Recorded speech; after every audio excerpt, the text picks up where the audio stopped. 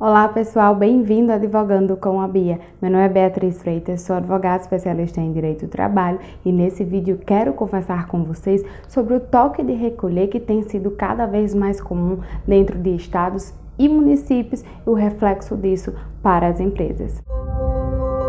Diante do aumento de casos de Covid-19, tanto de pessoas infectadas como de pessoas mortas no Brasil, alguns estados e municípios começaram a adotar o toque de recolher como uma maneira, uma forma de diminuir a circulação das pessoas, o fluxo de pessoas e também as aglomerações. Com isso, começou a surgir alguns questionamentos como iria funcionar esse toque de recolher para as empresas, como iria se dar esse funcionamento, tendo em vista que o toque de recolher restringe o horário de circulação das pessoas. Primeiramente, quero deixar claro aqui para você que as determinações que vou falar aqui é sobre o decreto do estado do Rio Grande do Norte, o meu estado. Então, se você não é do Rio Grande do Norte, sugiro que você, depois de assistir esse vídeo, dê uma olhada se no seu estado ou município existe decreto sobre o toque de recolher e sobre as determinações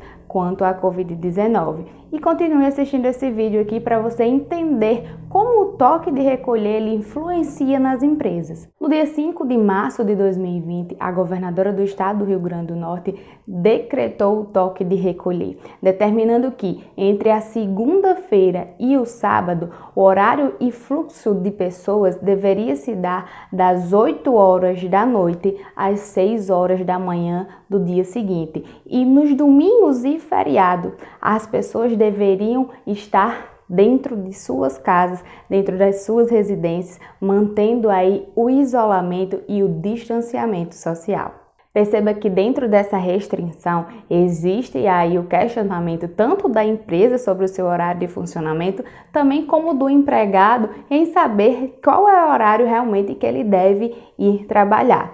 Então, vejamos, tudo isso vai depender do ramo empresarial da sua empresa. Sim, sabe por quê? Diante do decreto, a gente pode perceber que alguns serviços eles são essenciais para a sociedade e outros não, pelo menos nesse momento em que estamos vivendo. E é dentro disso que a gente deve se pautar para saber o funcionamento da empresa. Dentro do decreto são previstos como essenciais alguns serviços, como por exemplo o supermercado, as farmácias, os postos de combustíveis, alguns meios de transporte, ou seja, dentro desse ramo empresarial, existe a funcionalidade e a necessidade da prestação desse serviço para a sociedade. Então, por isso que esses serviços, eles não podem ficar suspensos, mesmo diante do decreto da governadora. E dentro disso, quais são alguns serviços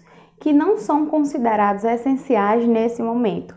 Por exemplo, vou citar alguns que o próprio decreto menciona: biblioteca, cinema, museu, centrais de artes ou alguns locais e empresas que façam shows, ou seja, perceba que dentro desse contexto existe na essência dessa prestação do serviço a aglomeração de pessoas e por isso que nesse momento ela deve ficar suspensa. Então, o primeiro ponto que a empresa deve observar é em qual serviço ela está adequada, ela está enquadrada para poder saber como se dará o seu funcionamento e se o seu funcionamento ele está suspenso ou não. Quero deixar claro aqui que as empresas que são destinadas ao abastecimento alimentar da sociedade, elas podem funcionar mesmo no domingo. Claro que se atentando ao horário no qual está previsto no decreto para o seu funcionamento, que é das 8 horas da noite até as 6 horas da manhã do dia seguinte.